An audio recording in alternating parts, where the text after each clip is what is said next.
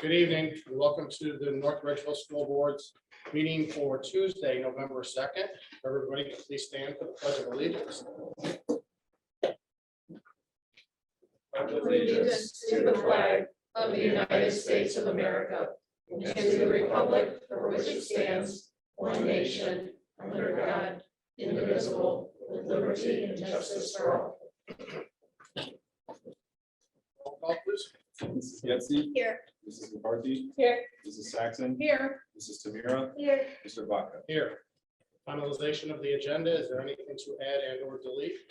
The agenda is final as presented. Any, we'll move right into the superintendent's report.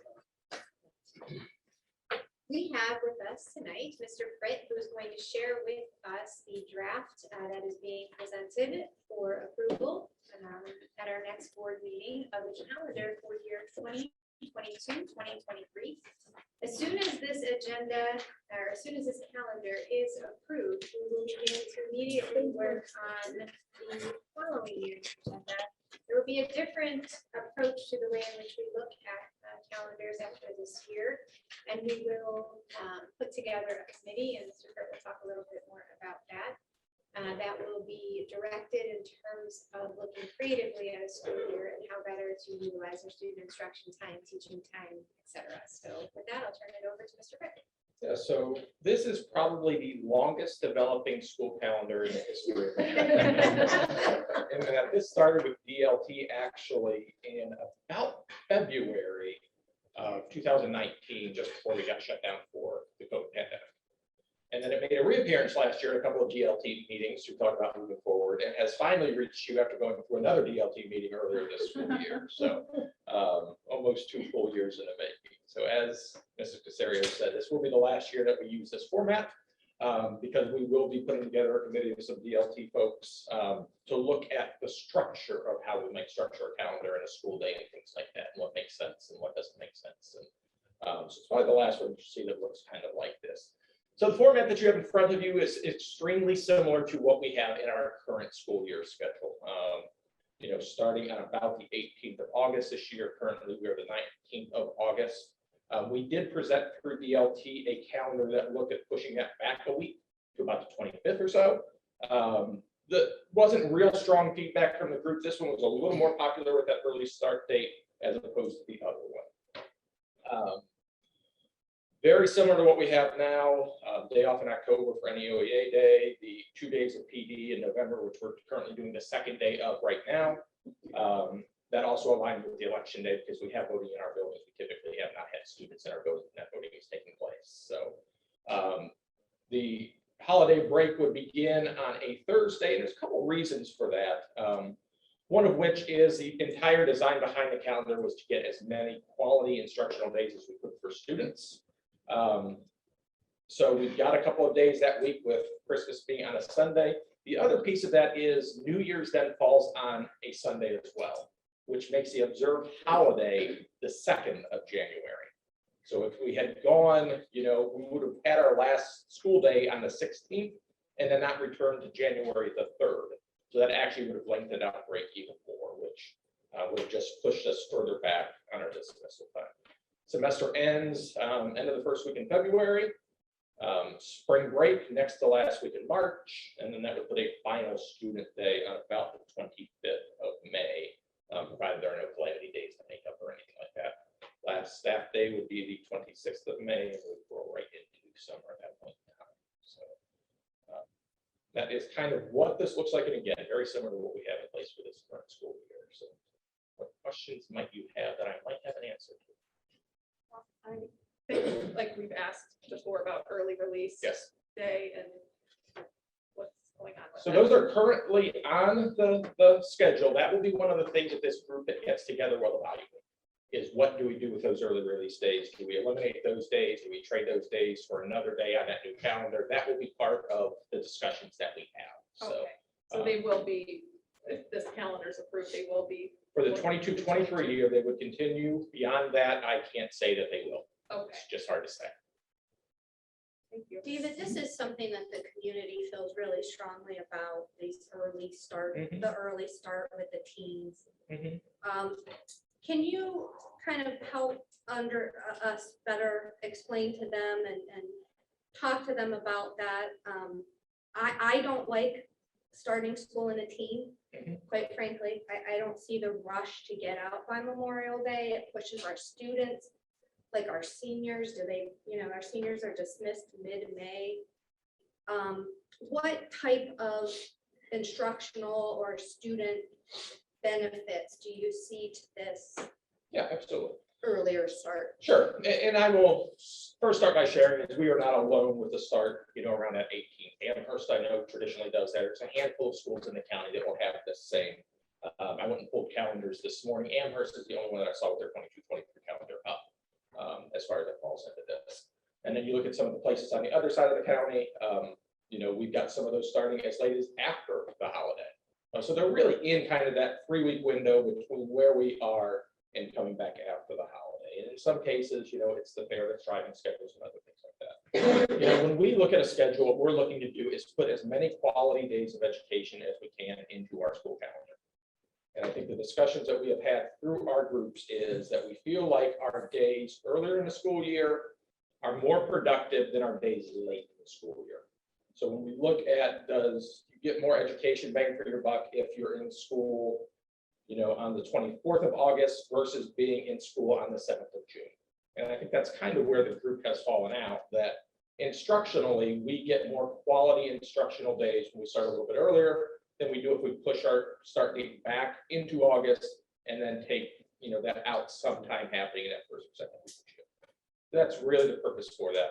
I think the other pieces of it that you look at, when you consider the fact that you've got students with third grade guarantee, putting as many days as you can for those students to get as much learning in as they can prior to needing to take tests to move on to fourth grade. We think that's probably important for those students.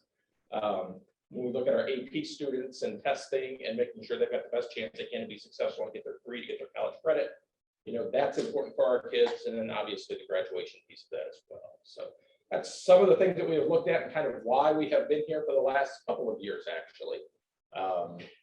Really, the year this building opened was the last time we had a later start to that. I was just make sure we had enough time to get the place open. So last year was a little bit later too. It wasn't scheduled to be, but obviously the COVID pandemic started a bit after we had planned. So again, it's about putting those quality instructional days in place.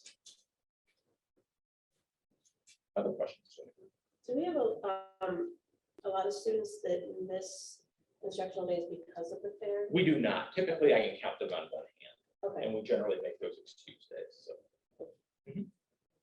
How does, how is student enrollment those first couple weeks of school versus? Sure. You talk about quality instruction. If they're not here because we've got, one of the things the community constantly talks about is it's vacation. It's, coming up against vacation. If the kids aren't here, that quality instruction, those couple days don't matter. Yeah, We have a lot of absences. We do not. We do not. Now I can get you an exact number if you'd like that. I can compare, that first week of school versus the second or third week. I can certainly get that for you. But no, it's not generally a concern for us. And one of the things that I think, I've stated as being very important to me is that we are communicating with the community well in advance. They do have the calendars. This was sort of an off year with, like David described at the beginning with COVID and having this in place and trying to, have this approved much sooner than we ultimately have. So that families can make those plans and try not to disrupt, the start of school if April. And sometimes it's unavoidable, but nonetheless, if they have the information, it's certainly helpful. Anything else? Thank you. Thanks. Thank you. All right, here's an opportunity for hearing of the public. This time, if you'd like to address the Board of Education, please approach the podium, state your name and your address. Seeing none, we'll move right into the consent agenda. Ms. Mira, the education report. Thank you. We have one item to consider under the education report. It is recommended that the Board of Education approve the 2022-2023 school calendar.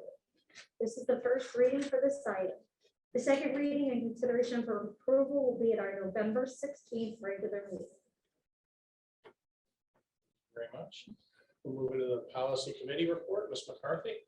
Thank you, Mr. Vaca. Policy committee met recently and reviewed 1,000 policies. It wasn't quite that many, but it really seemed like it. I just want to take this opportunity to thank Mr. Pritt and the rest of the administration for reviewing these in detail. So it made the committee's job much easier. What do you say, Ms. Saxon? Yes. Yes. So this is the first reading of the new and revised set of policies hosted by Neola. We reviewed and made edits to the policies that are all listed below. And the second reading and consideration for approval will be at our November 16th regular meeting. These policies are available to you. I'm not sure if we sent them yet to you.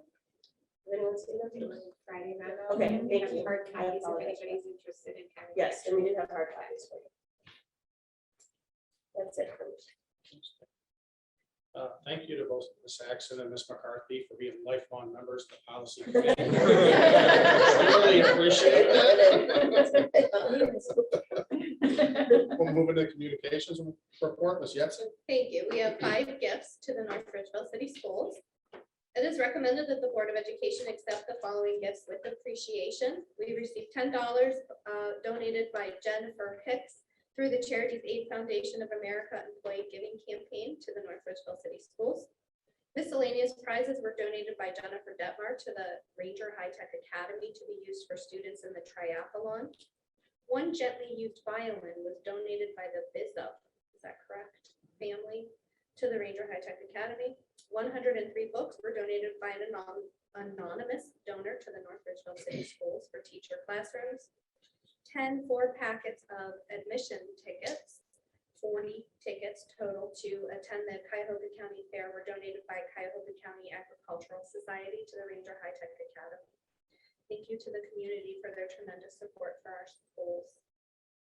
Thank you. Concludes my report. Thank you very much. Building and operations report. We have 2 items to consider under the buildings and operations report. The first is a 5-year agreement with Vasco Sports Contractors for advanced field care for Ranger Stadium, as well as the baseball and softball fields. Next, we have an agreement with Then Design Architecture to design and oversee the construction of 5 tennis courts for the North Ridgeville City School District. This is the first reading for these items. The second reading in consideration for approval will be at the November 16th regular meeting. Okay, moving to Can I ask human, a question about tennis courts? absolutely. I'm sorry if this was a communication that I missed. Where would we be putting the tennis courts? Good question. So if you remember back when we were looking at constructing a new high school, back in 2018-19, those plans were being put in place. The area south of our current high school would be used to potentially look at new building. The area north would then be constructed to complete the athletic facilities as well as parking. One area that we can move forward with outside of that project would have been the tennis courts. And again, pre-COVID, that was the plan. So those tennis courts would potentially go, or will go, not potentially go, just directly behind the baseball field, north and south between the bus garage and the softball field. So just east of the baseball field, on the property behind pits. Thank you. Can you give us an idea of when these may be completed for our students to use? Yes. Yeah, so the intent would be for bid documents, field studies, things of that nature to take place over the winter. Construction to start sometime in the spring with the hopes that they would be ready for the fall tennis season, the fall of 22. Do you anticipate any disturbances to our softball and baseball fields? No, that are it's a constructed? great thing by where they're at. That there wouldn't be any disturbances other than, the work going on, but nothing that would prohibit games or practices taking place. Mr. Yunker, with the ability to have 5 courts, that now gives us an opportunity to host districts and sectionals that we couldn't do at South Central Park because we did not have enough courts, correct? Yeah, not only that, and the city of North Ridge has been fantastic letting us utilize South Central. To operate a varsity tennis match, you need 5 tennis courts. And when there's only 4, it just, 1, it makes for a long evening if you can even get all the matches in. And 2, it just kind of it backs everything up for the kids and gets them out of rhythm. So this one will allow us to conduct varsity tennis matches the way they're intended to be conducted, and also potentially host postseason play like we've been able to do with all of our new athletic facilities around here. So, thank you very much. Do you anticipate building, like a clubhouse or something out there for them to, not a clubhouse, but like. I wouldn't be. Please have a country club out there. Something, you know, it's kind of, there's not a lot out there for them. Do you anticipate something making it a little bit? Yeah, something for them if there's rain or something for them to go to, because it is a little bit far away from.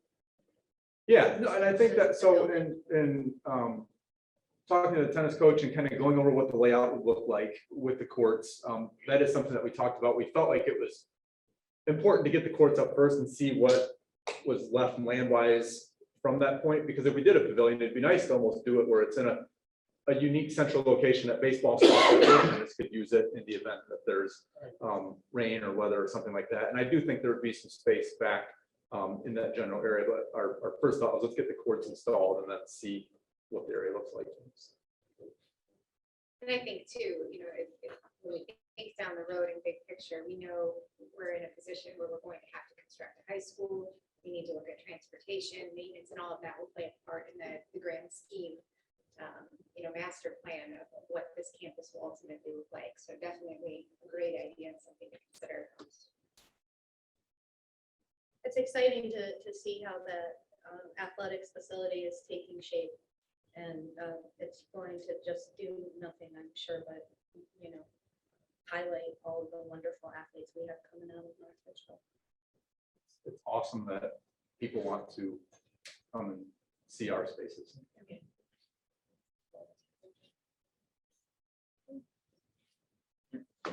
We'll move into the human resources report, Ms. Saxon. Yes, we have several items in the human resources report. 2 support staff resignations, 1 non-represented support staff resignation, 33 special project supplemental contracts, 1 NREA supplemental contract, 3 non-NREA supplemental contracts, 2 certified long-term substitute contracts, 3 support staff appointments, 2 support staff substitute contracts, 1 unpaid volunteer recognition, 6 certified staff adjustments, 1 certified staff leave of absence, 2 support staff leaves of absence. This is the first reading for these items. The second reading and consideration for approval will be at the November 16th regular meeting. This concludes the human resources report. I have a quick question, Mr. Vaca. Yes. This is for Mrs. Vance. Can you talk about the PD that will be taking place in the behavior interventions for under 5? Yes, that is for ECLC. Due to the needs of several students that have moved into our district and who are attending kindergarten, we have seen an increased need for training around behavior supports due to the fact that we do not have subs available to provide subs during the day to do these trainings. One of my intervention specialists who has a background in behavior and is a certified RBT is conducting trainings so that they can meet after school for like an hour. That 15 hours is anticipated for the entire year. It is not a guarantee that it will be that much, but due to the level and need of those students, it was most important that the staff were willing to participate in some behavioral training and just good proactive skills. So that's what they're working on. Do you think that this is something that the additional staff may eventually need to be trained on as the students move up in the grades?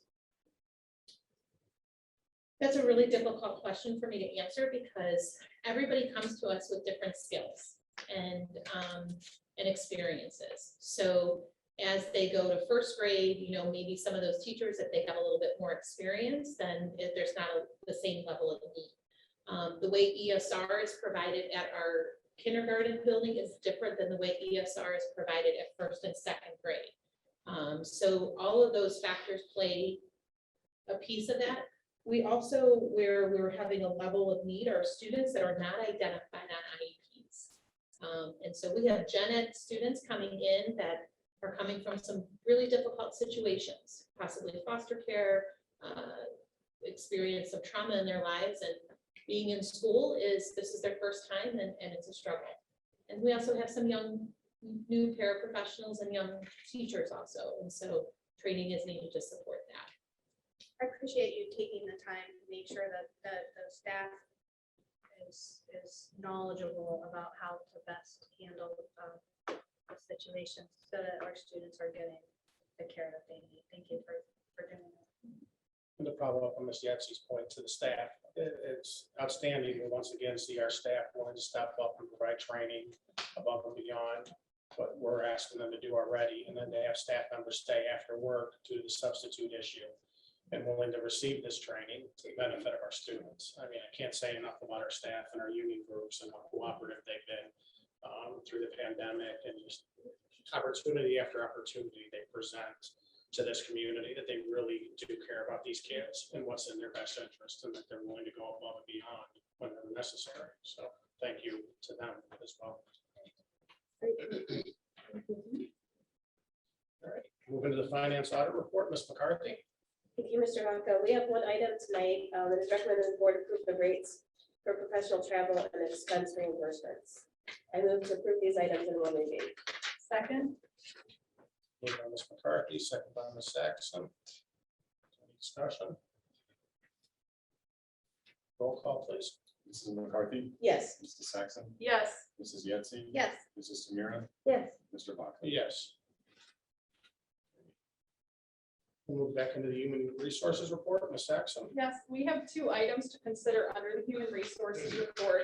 One, certified substitute rates of pay. One, amendment to the non-represented support staff benefit book. I move to approve the Human Resources item in one reading.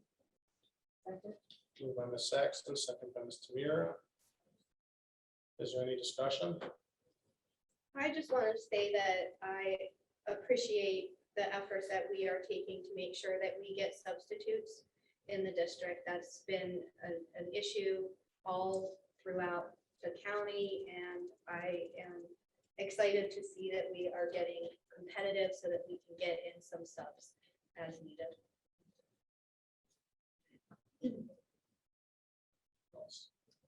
Roll call, please. Mrs. Saxon, Yes. Mrs. Tamira, Yes. Mrs. Yetsey. Yes, Mrs. McCarthy, Yes. Mr. Vaca. Yes. All right, it is recommended that the Board of Education adjourn this regular meeting. Move. second, Moved by Ms. Tamira, second by Ms. Yetsey. Is there? Roll call, please. Mrs. Tamira, Yes. Mrs. Yetsey. yes. Mrs. McCarthy, Yes. Mrs. Saxon, Yes. Mr. Vaca. Yes.